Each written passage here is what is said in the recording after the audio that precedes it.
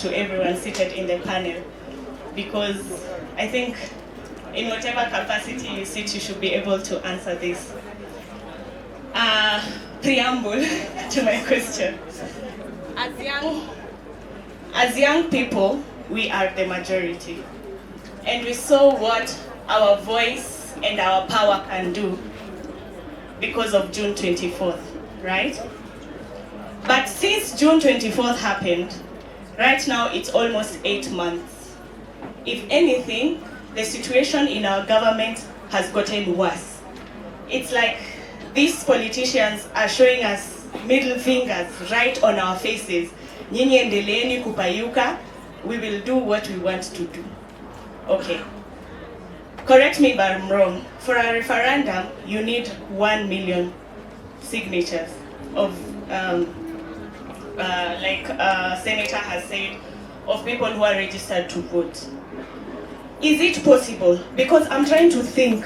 Right now, since June up to now, it's 1.3 trillion that has been taken without questions. That's a third of the annual budget of the country, and that's under 1 year. And that's after we young people came out to the streets and said we do not care about the kind of leadership that you are offering us. So is it possible? Because we gathered around the country, I believe we are more than 1 million people on the streets. And I believe it's possible to get 1 million young people who are registered to vote to sign a referendum.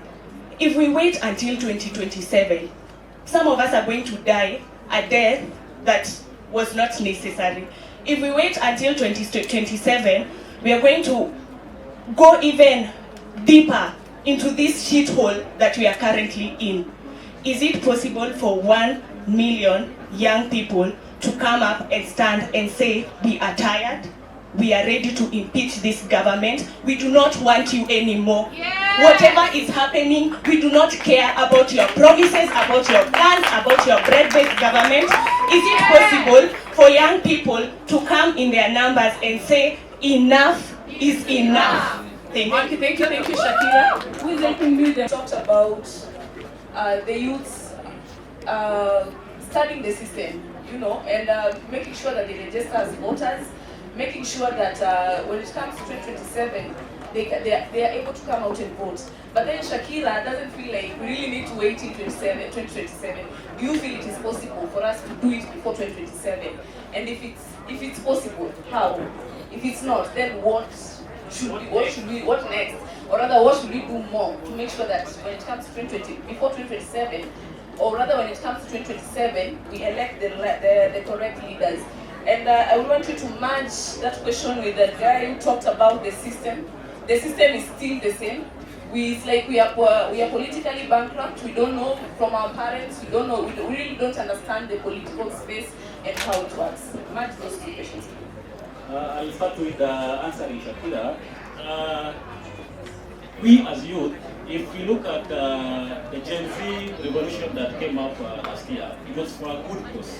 It was challenging the norms that have been set by the leaders that we have in parliament.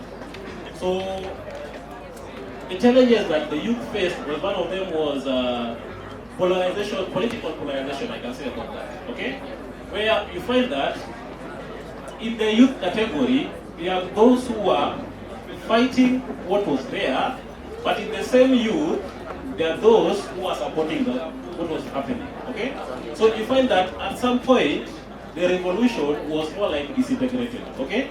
Because of misinformation or lack of hearing, or being fed the wrong information. So being that the youth is contribute almost like 80% of the country right now, okay?